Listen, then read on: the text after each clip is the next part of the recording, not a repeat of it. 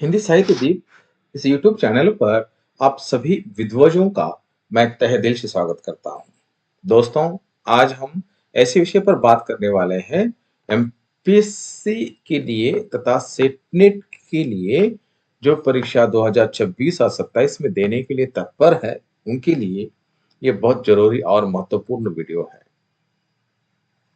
आशा करता हूं आप नए होंगे तो हिंदी साहित्य दीप इस यूट्यूब चैनल को सब्सक्राइब जरूर करना। मैंने कई वीडियो व्याकरण के तौर पर मेरे यूट्यूब चैनल पर अपलोड किए हैं, आप वहां पर जाकर देख सकते हैं। समास और वर्ण विचार यानी कि व्याकरण के तौर पर एमपीएससी के लिए 114, विज्ञापन क्रमांक 114, 115 तथा सेटनेट के लिए 4 या 5 प्रश्न व्याकरण को लेकर होते ही है। आपके 4 या 5 प्रश्न आपको व्याकरण को लेकर पूछे जाएंगे। इसका अर्थ है कि 4 दूनी 8 यानी कि 8 अंक आपके बढ़ रहे हैं। इसलिए आप इस वीडियो को पूरा देखिएगा, स्किप मत कीजिए। याद रखिए, ये वीडियो आपको बहुत ज्ञान देगा। करत करत अभ्यास जड़मति सुजान हो। इसीलिए आप इस वीडियो को पूरा देखिएगा। नए होंगे तो इस यूट्यूब चैनल को सब्सक्राइब कीजिएगा। अधिक न बात करते हुए हम मुख्य विषय की ओर आ जाते हैं। समास परिभाषा। समास की परिभाषा पहले देखेंगे।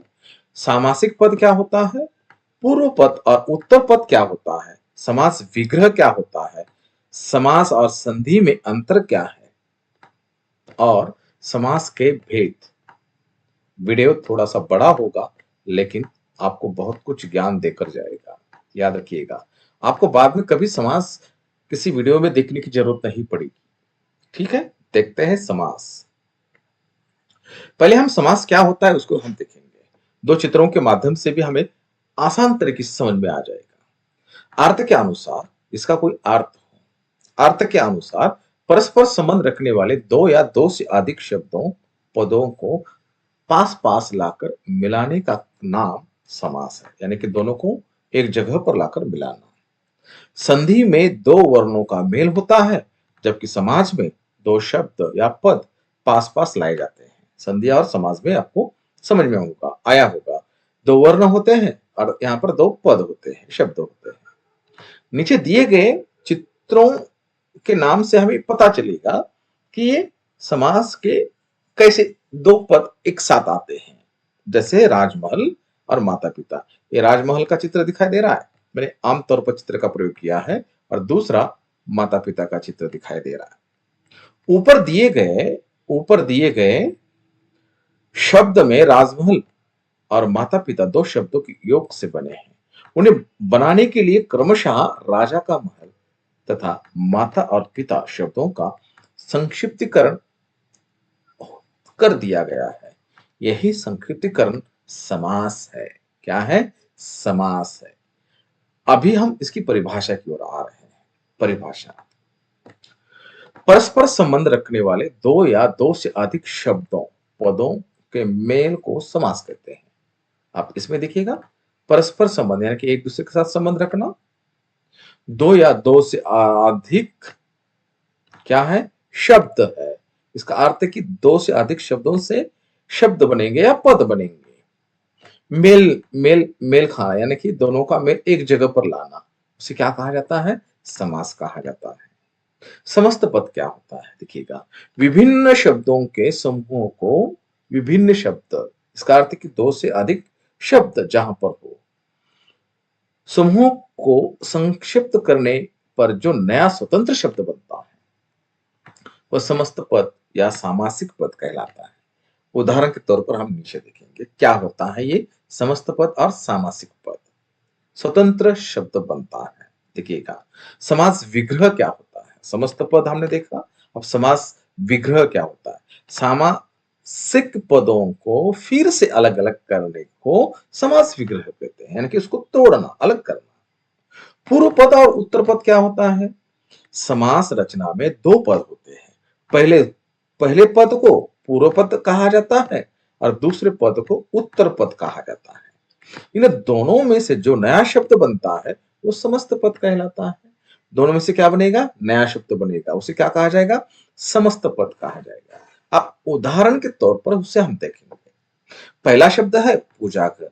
ये क्या है? ये समस्त पद है। ये क्या है? समस्त पद। देखो हमने यहाँ पर समस्त पद देखा। समस्त पद में क्या देखा? विभिन्न शब्दों के समूह को संक्षिप्त करने पर नया जो शब्द बनेगा वह स्वतंत्र शब्द बनता है। यानी कि समस्त पद क्या है? पूजा घर है ना। अब पूजा घर में जो है समास विग्रह क्या होता है, पूर्व पद क्या होता है और उत्तर पद क्या होता है, हम देखने वाले हैं। पूजा ये पूर्व पद है और घर जो है ये क्या है? उसका उत्तर पद है। अब दोनों मिलकर शब्द क्या बना? पूजा घर। अब इसका समास विग्रह क्या होगा?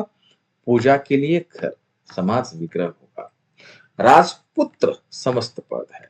राजा यह पूर्व पद है और पुत्र यह उत्तर पद है। राजा का पुत्र यह समास विग्रह होगा। आगे देखिएगा। समास विग्रह के लिए और कुछ उदाहरण मैंने यहां पर आपके सामने रखे हैं। आप नए होंगे तो मेरे इस YouTube चैनल को सब्सक्राइब करना। हिंदी साहित्य दीप इस YouTube चैनल के द्वारा आपको हिंदी सेटनेट तथा एमपीसी के लिए हिंदी सेटनेट तथा एमपीसी के लिए विशेष मार्गदर्शन कोर्स उपलब्ध करा दिया जा रहा है। आप नीचे दिए गए इस कॉन्टैक्ट नंबर को डायल कीजिएगा और मुझे कांटेक्ट कीजिएगा। आपको सभी घटकों की इकाइयों की पीडीएफ नोट्स दी जाएंगी। कितने? मान लीजिए 10 घटक है, 10 घटकों की सेटनेट के लिए, 11 घटक है यानी कि 11 इकाइयों की एमपीसी के लिए की। सभी घटकों के नोट्स हर दिन लाइव लेक्चर लिए जाएंगे। जो क्लासेस हो चुके हैं रिकॉर्डेड लेक्चर भी आपको उसकी लिंक दी जाएगी। 10 या 11 टेस्ट सीरीज दी जाएगी। 11 टेस्ट सीरीज दी जाएगी जिसके अंतर्गत 1000 या 1100 प्रश्न होंगे, जिसे आप पढ़कर आप अपने भविष्य के बारे में या उज्जवल भविष्य की कामना आप कर सकते हैं। याद रखिएगा, आप मुझसे जुड़िएगा जरूर। देखते हैं समास विग्रह के कुछ उदाहरण। सामासिक शब्दों के बीच के संबंध को स्पष्ट करने को समस्त विग्रह कहते हैं। विग्रह के बाद सामासिक शब्द गायब हो जाता है, अर्थात जब समस्त पद के सभी पद अलग अलग किए जाते हैं उसे समास विग्रह कहते हैं। कुछ उदाहरण। राजपुत्र का समास विग्रह है राजा का पुत्र। माता पिता का समास विग्रह है माता और पिता। दिन रात का समास विग्रह है दिन और रात। श्री राम लक्ष्मण का समास विग्रह है श्री राम और लक्ष्मण। सुख दुख का समास विग्रह है सुख और दुख। हार जीत का समास विग्रह है हार और जीत। गजानन का समास विग्रह है गज के समान मुख जिसका गणेश आदि। आगे देखिएगा समास और संधि में क्या फर्क है, इसको देखिएगा। समास अलग है और संधि अलग है, लेकिन दोनों में कुछ ना कुछ फर्क है। उस फर्क को हम देखने जा रहे हैं। देखिएगा, संधि का शाब्दिक अर्थ है संधि का शाब्दिक अर्थ है मेल। संधि में उच्चारण के नियमों का विशेष महत्व होता है। इनमें दो वर्ण होते हैं। इसमें कहीं पर एक तो कहीं पर दो वर्णों के परिवर्तन हो जाता है और कहीं पर तीसरा वर्ण भी आ जाता है। संधि की हुई शब्दों को तोड़ने की क्रिया विच्छेद कहलाती है। संधि विच्छेद। समास विग्रह। संधि में जिन शब्दों का वियोग होता है उनका मूल अर्थ नहीं बदलता। जैसे पुस्तक प्लस आलय, यानी कि आप संधि के नियम आपने पढ़े होंगे।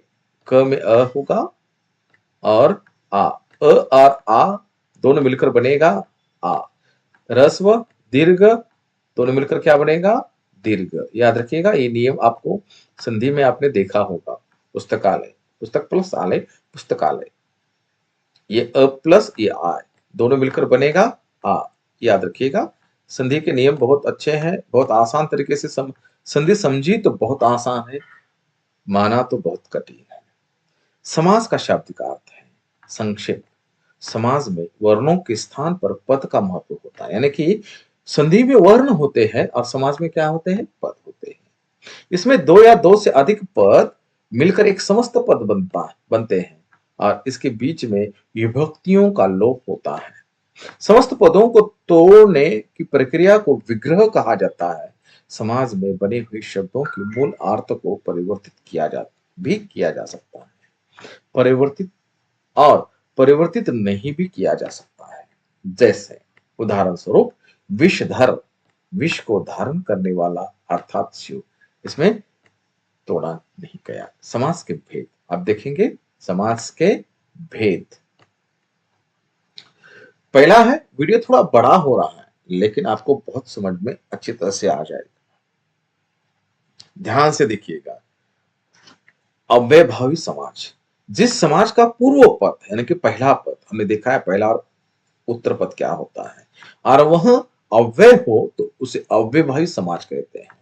इसमें अव्यय पद का प्रारूप लिंग वचन कारक में नहीं बदलता है, वे हमेशा एक जैसा रहता है।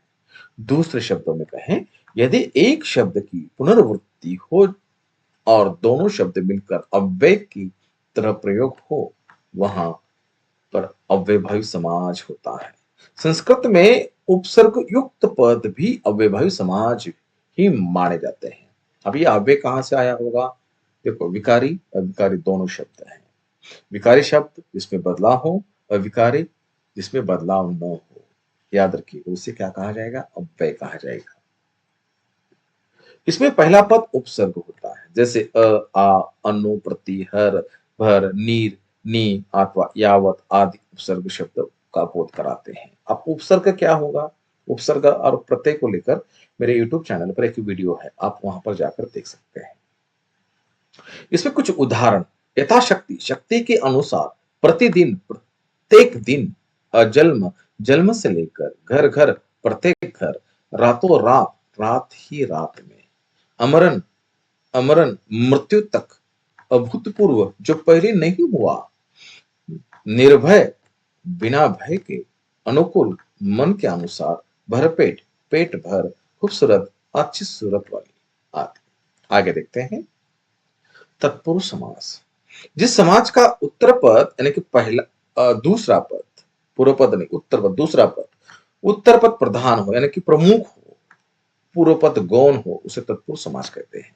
यह कारक के साथ जुड़ा समास होता है। इसमें ज्ञातव्य विग्रह में जो कारक प्रकट होता है, उसी कारक वाला ओ समास होता है, जिसे बनाने में दो पदों के बीच कारक चिन्हों का लोप होता है, उसे तत्पुरुष समास कहते हैं। इस समाज में साधारणतः प्रथम पद विशेष, द्वितीय पद विशेष्य और द्वितीय पद अर्थात बदलने वाला पद के विशेष्य होने के कारण इस समाज में उसकी प्रधानता रहती है। अब विशेषण और विशेष्य ये क्या है? आपको मेरे YouTube चैनल पर जाने के बाद विशेषण को लेकर एक वीडियो दिया गया है, वहां पर जाकर देख सकते हैं। उदाहरण के लिए, धर्म का ग्रंथ, धर्म ग्रंथ, राजा का कुमार, राजकुमार, तुलसीदास, तुलसीदास कृत, तुलसीदास द्वारा कृत आदि। इसमें इसमें कर्ता और संबोधन कारक को छोड़कर से छह कारक चिन्हों का प्रयोग होता है, जैसे कर्म कारक, करण कारक, संप्रदान कारक, अपादान कारक, संबंध कारक, अधिकरण कारक। समास में दूसरा पद प्रधान होता है। पहला देखेंगे कर्म, कर्म तत्पुरुष, इसमें दो पदों के बीच में कर्म कारक छिपा हुआ होता है। कर्म कारक का चिन्ह को होता है, को कर्म कारक की विभक्ति भी कहा जाता है, उसे कर्म तत्पुरुष समास कहते हैं। को के लोप से यह समास बनता है। जैसे ग्रंथकार, ग्रंथ को लिखने वाला, स्वर्ग प्राप्त, स्वर्ग को प्राप्त, यश प्राप्त, यश को प्राप्त। अब ये को जो है मूलतः कर्म कारक, कर्ता ने कर्म को अब देखो कारक के 8 प्रकार है, उसको आप ध्यान से देखिएगा, आपको ये तुरंत समझ में आ जाएगा। दूसरा है करण तत्पुरुष, जहां पर पहले पद में करण कारक का बोध होता है। इसमें दो पदों के बीच का करण कारक छिपा होता है। करण कारक का चिन्ह या विभक्ति के द्वारा से उसे करण तत्पुरुष कहते हैं। से और के द्वार के लोप से यह समस्त समास बनता है। जैसे वाल्मीकि रचित, वाल्मीकि के द्वारा रचित, है ना, तुलसीकृत, तुलसीदास कृत, शोकाकुल, शोक से अकुल आदि। संप्रदान तत्पुरुष, उसके बाद का प्रकार, इसमें दो पदों के बीच संप्रदान कारक छिपा होता है। संप्रदान कारक का चिन्ह या विभक्ति के लिए होता है, उसे संप्रदान तत्पुरुष समास कहते हैं। के लिए का लोप होने से यह समास बनता है। सत्याग्रह, सत्य के लिए आग्रह। अपादान तत्पुरुष, इसमें दो पदों के बीच अपादान कारक छिपा होता है। अपादान कारक का चिन्ह या विभक्ति से अलग है होता है, इसे अपादान तत्पुरुष कहते हैं। से का लोप होने से यह समास बनता है। देखो, पेड़ से पत्ते नीचे, पेड़ से अलग होने की स्थिति को दिखा रहा है ना।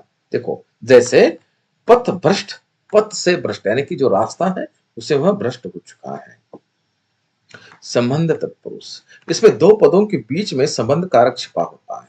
संबंध कारक के चिन्ह या विभक्ति का, के, की, काकी, के, रारी, रे, ये संबंध कारक उसमें आते हैं होता है। इसे संबंध तत्पुरुष समास कहते हैं। काकी, की आदि का लोप होने से वह समास बनता है। जैसे राजसभा, राज्य की सभा। उसके बाद अधिकरण तत्पुरुष, इसमें दो पदों के बीच अधिकरण कारक छिपा होता है। अधिकरण कारक का चिन्ह या विभक्ति में और पर होता है, उसे अधिकरण तत्पुरुष समास कहते हैं। में और पर का लोप होने से समास बनता है। जैसे जल समाधि, जल में समाधि आदि। इसके बाद आएगा कर्मधारय समाज। जिस समाज का उत्तर पद प्रधान हो, उत्तर यानी कि दूसरा, जिनके लिंग वचन समान होते हो, यानी कि लिंग और वचन एक जैसे होते हो, जो समाज में विशेष उपमेय उपमान से मिलकर बनते हैं, उसे कर्मधारय समाज कहते हैं। कर्मधारय समाज में व्यक्ति, वस्तु आदि की विशेषता का बोध होता है। कर्मधारय समाज में विग्रह में है, जो, के समान, जो तथा रूपी शब्दों का प्रयोग होता है। जैसे चंद्रमुख, चंद्रमा के समान मुख वाला विशेषण। दही वड़ा, दही में डूबा वड़ा विशेषण। गुरुदेव, गुरु रूपी देव विशेषण। चरण, कमल चरण के समान चरण विशेषण। नील गगन, नीला है जो आसमान विशेषण आदि। इसके बाद देखेंगे द्विगु समाज। द्विगु समाज में पूर्व पद यानी कि पहला पद संख्यावाचक होता है और कभी कभी उत्तर पद भी संख्यावाचक होता हुआ दिखाई देता है। इस समाज में प्रयुक्त संख्या किसी समूह को दर्शाते हैं, इसमें किसी अर्थ को नहीं। इसमें समूह और समाहार का बोध होता है, उसे द्विगु समाज कहते हैं। बहुत आसान ये प्रकार है समझने के लिए। नौ ग्रहों का समूह। नौ शब्द का प्रयोग संख्यावाचक, सबसे ज्यादा हर शब्द में संख्या दिखाई देती है। दोपहर, दो पहरों का समाहार। त्रिवेणी, तीन विनियों का समूह। पंचतंत्र, पांच तंत्रों का समूह। त्रिलोक, तीन लोकों का समाहार। शताब्दी, 100 शब्दों का समूह। सप्त ऋषि, 7 ऋषियों का समूह। त्रिकोण, 3 कोणों का समाहार। सप्ताह, 7 दिनों का समूह। तिरंगा, 3 रंगों का समूह। चतुर्वेद, 4 वेदों का समाहार आदि।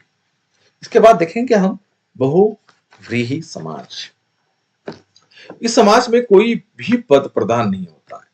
देखो, पहला भी नहीं और दूसरा भी नहीं। जब दो पद मिलकर तीसरा पद बनते हैं, वह तीसरा पद प्रधान होता है। इसका विग्रह करने पर वाला, जिस, वाला है, जो, जिसका, जिसकी, जिसके आदि आते हैं, वह बहुव्रीहि समाज कहलाते हैं। दूसरे शब्दों में कहें, जिस समाज में पूर्व पद तथा उत्तर पद दोनों में से कोई भी पद प्रधान न हो, अन्य पद की प्रधानता उसमें दिखाई देती हो, वह बहुव्रीहि समाज कहलाता है। जिस समाज पद में कोई पद प्रधान नहीं होता, दोनों पद मिलकर एक किसी तीसरे पद की ओर संकेत करते हैं, उसे बहुव्रीहि समाज कहते हैं। नीलकंठ, नीला है कंठ जिसका, अर्थात शिव।